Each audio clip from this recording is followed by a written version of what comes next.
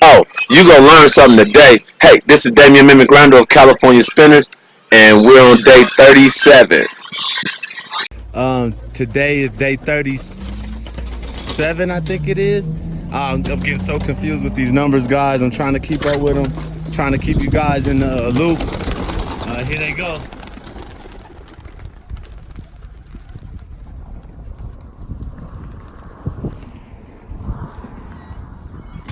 Up quickly, elevated, no problem.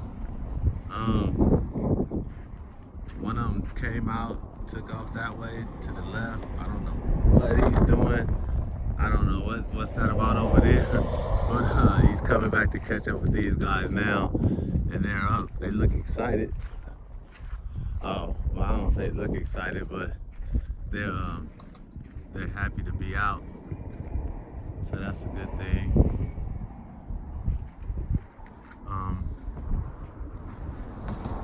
They're flying kind of funny, like something was out here or something. I'm not sure, but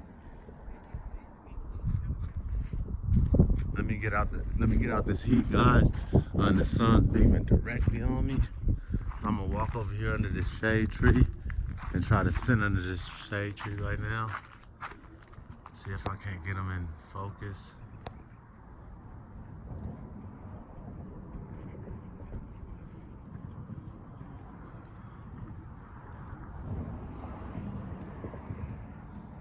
Now looking at the sky, I say it's a mixed pressure system. Seems like it's pretty, like it might be up kind of high, not sure, just from the way that it looks, but there's clouds in the sky. So it's kind of hard to read this sky.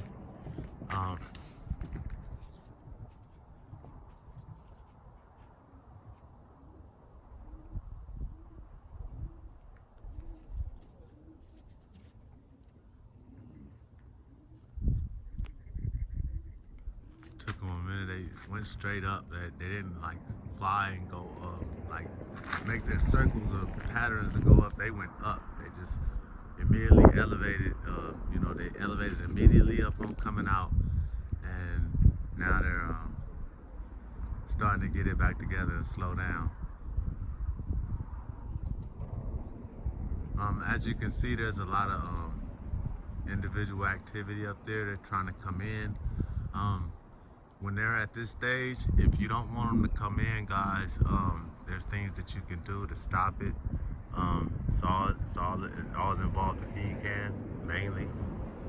Come on, guys, focus. But the feed can is key in keeping these guys under control, fellas. If you really want to shut them down and stop them from rolling, give them popcorn. They elevate, and they elevate to the death of you, but it'll slow the rolling down, guys. That's popcorn's individual properties. See, now they elevated, and just as quick as they elevated, they dropped right back down. And I think that's because of this heat. It's not humid, but it is hot out here, guys. And there's a breeze picking up. Our normal breeze is in, but it's not as hard as it normally is. So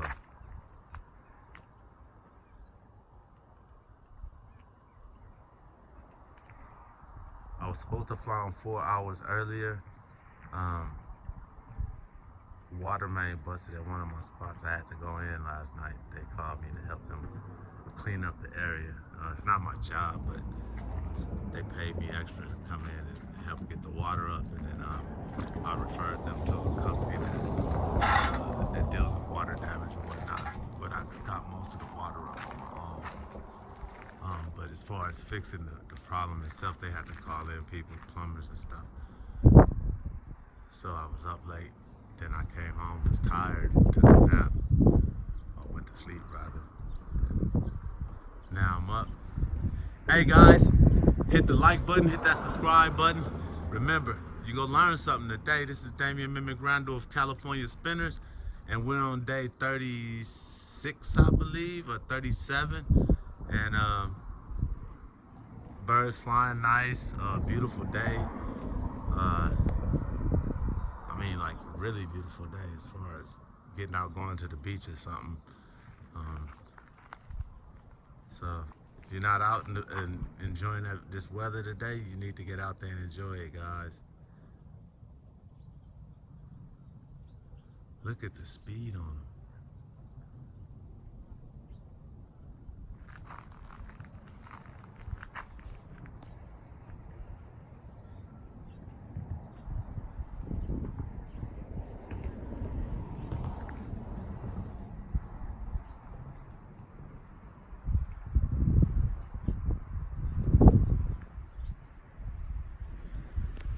Yeah, you're starting to hear the wind now. It's picking up. Um, it's crazy how it does that. 1 minute it's not blowing, the next minute it's just gusting.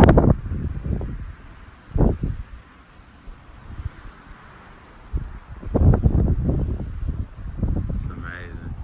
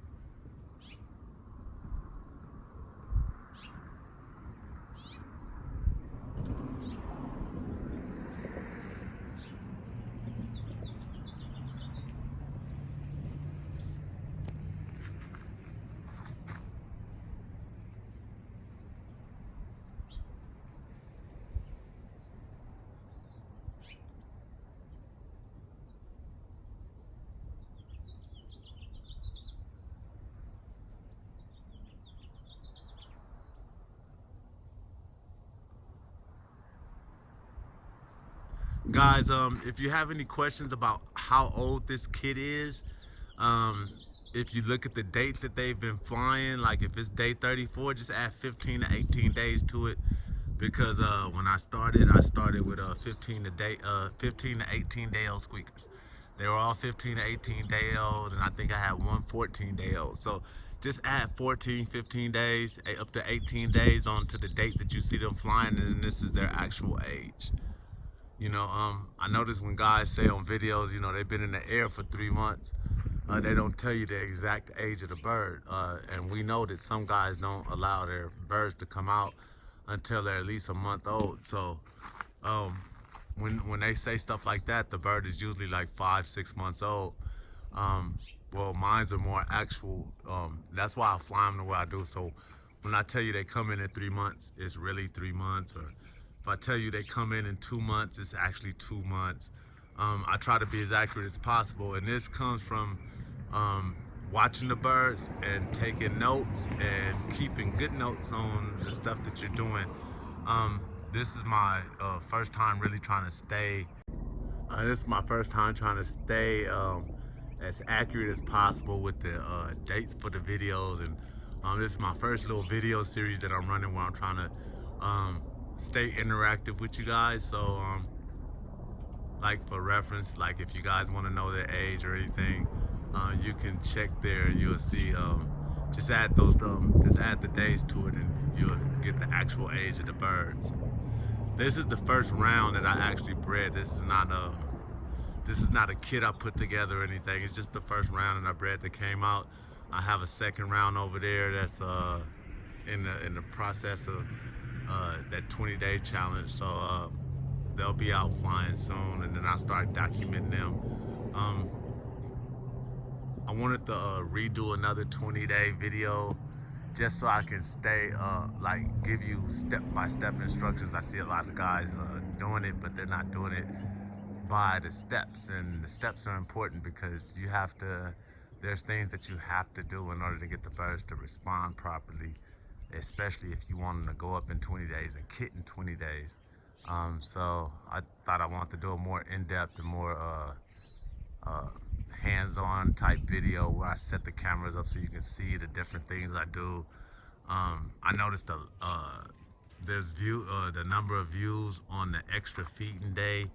are not the same, which means there's a lot of people that didn't see where you go in and you feed the younger ones to make sure that they're up to pace so they don't fall behind. Uh, so I just want to do a different, better video to get it all together in one spot so that you guys wouldn't have to miss steps or whatever. Now they've elevated, as you can see, and they're up there and they're kind of soaring. And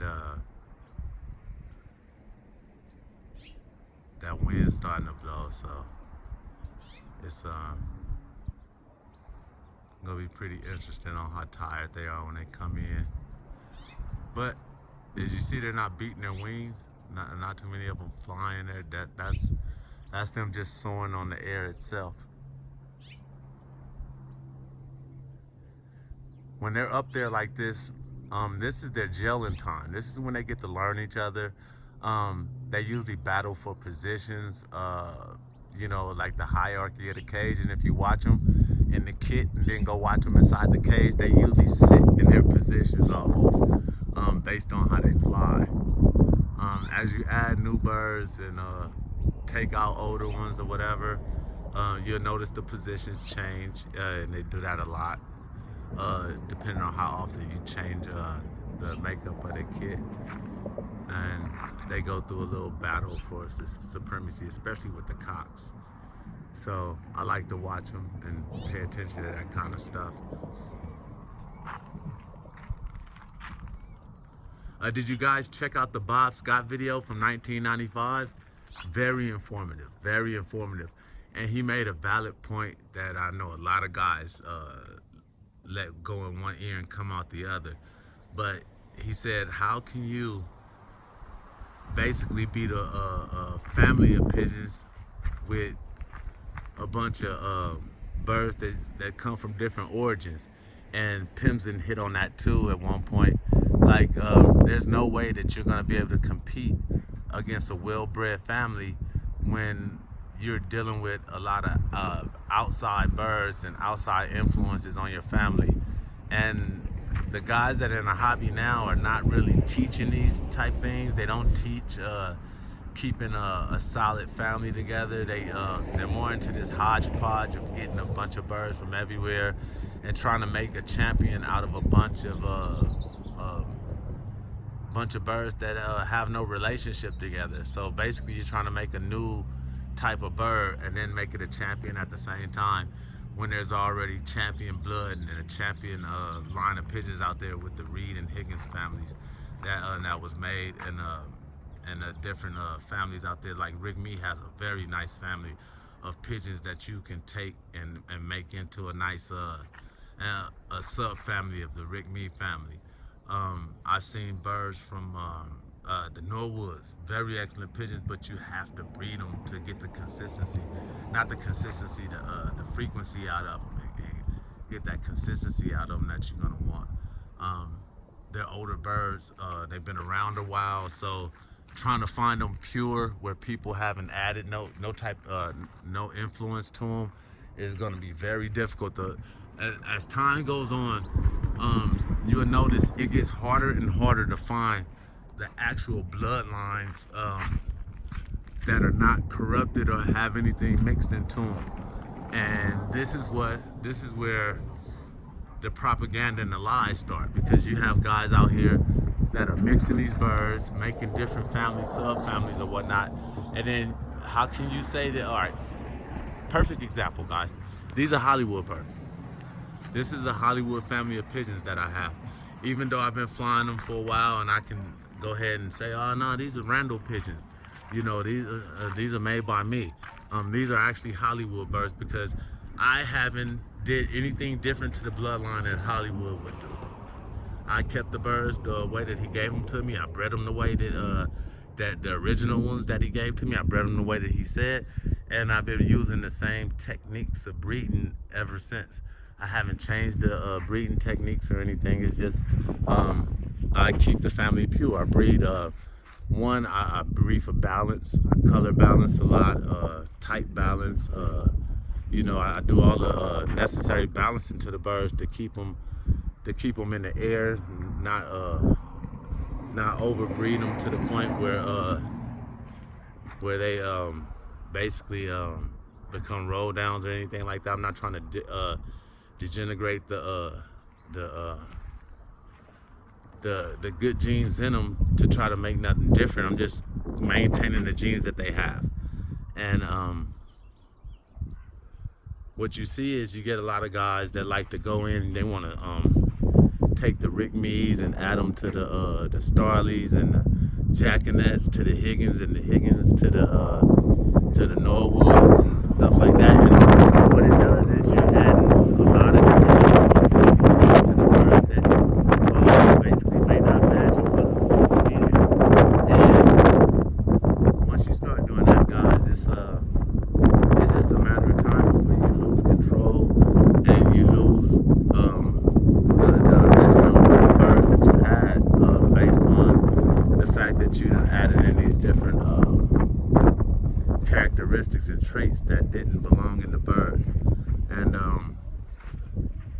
over time, what you'll see is that once you lose the birds, or you lose the original blood, it's hard to get back. And if you don't have the original pigeons you started with, which everyone goes through this. I mean, if you just try to breed a family for 8 years, you'll notice you'll lose a lot of the base of the birds because one, they stop breeding, hens go out, cocks go out, and birds die on the nest or whatnot. And once you lose part of the roadmap to get back to somewhere and you don't went too far, it's pretty much over for you there. You have to figure out something else or some other way to get the birds back to where you want to start over or whatever. So I decided not to cross the family or do anything different, just so I can say these are pure. And when I people say, oh, the pure birds or whatever, hey, regardless of how you look at it, this family is a tight, close-knit family of pigeons that does the same thing every year. You're gonna get the same thing every year. You're gonna get the same type of performance because the birds are breeding true to their gene pool. If you wanna just go for the three line in this family, you can breed for that because they're birds bred purely just for that. You wanna go to the grapefruit, it'll be kind of hard to do because we bred against the grapefruit, but 15, 20 years later, the grapefruit bounced back. You can see birds that look just like her, and that's all attributed to the fact that what goes in comes out. So when the grapefruit came back, even though we were breeding against her for 15 years, it just showed us that, hey, the saying is true. When they say what you put in comes back, it's true. 15 years later, we're dealing with the grapefruit again, and we didn't even breed towards the bird.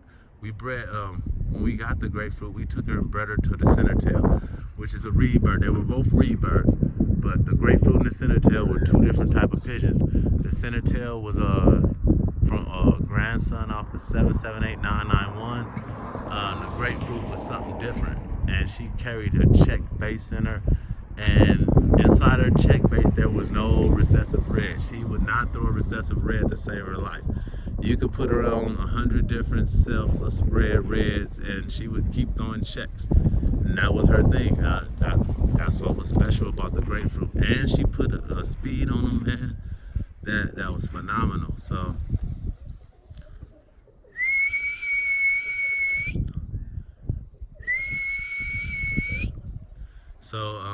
just a testament to the fact that the saying is true, what goes in comes out. And basically you don't want to put nothing in there that you don't want to see later. If it's a beautiful roll down, it'll be a beautiful roll down 15 years from now. But remember, you heard it here first. If you added creams in your base, you're gonna get creams back. If you added birds that was bumping in your base, you're gonna get birds that are bumping back. And this is just what happens. Higgins said you breed for the hot side of the family, like you breed on the edge.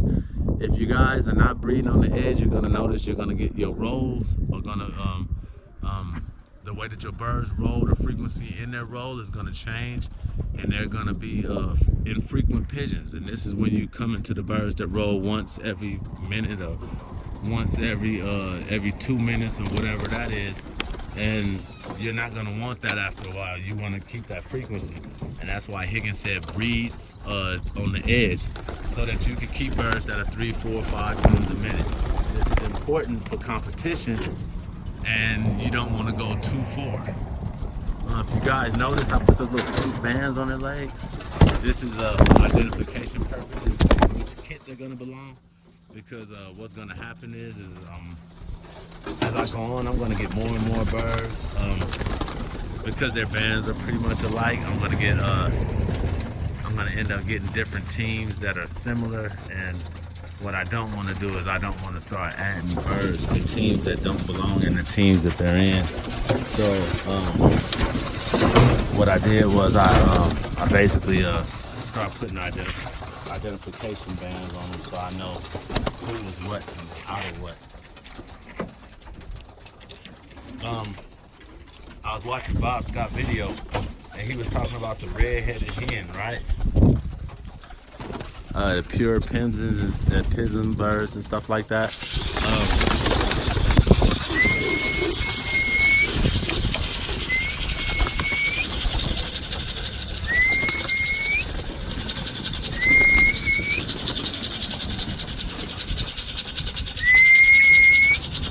Edgy and jumpy, and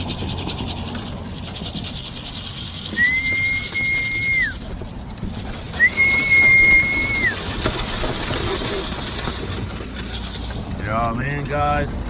So I'm gonna okay, they're all in now, and right now I'm giving them about a teaspoon and a half of feed. This is keeping my time down. I'm right now I'm at a phase where I really don't want to fly them that long. That 45 minutes that I usually do, I'm trying not to. But I'm noticing that the birds are getting a little active as far as rolling, and that's what I don't want. So I'm going to feed them up today. Today I want to end up giving them about 14, 15 tablespoons of feed. And this is going to increase my fly time, but it's going to kind of choke off this edginess to roll, guys. And I'll be right back with you after I mix the food. Fellas, hit the like button, hit the subscribe button. Remember to join the Birmingham Roller Show, which is a group that we have for the discussions on birds and stuff and whatnot. Make sure you guys get out there. Join the groups, fellas. I mean, even though there's a lot of bull going on, join the groups. There's a lot of information that's getting spread around. Guys are starting to get the point that it's not about being in control, it's about sharing information. So guys, participate. Thank you for watching. Thank you for sharing with me. This is Damian Mimic Randall, California Spinners, and we're out.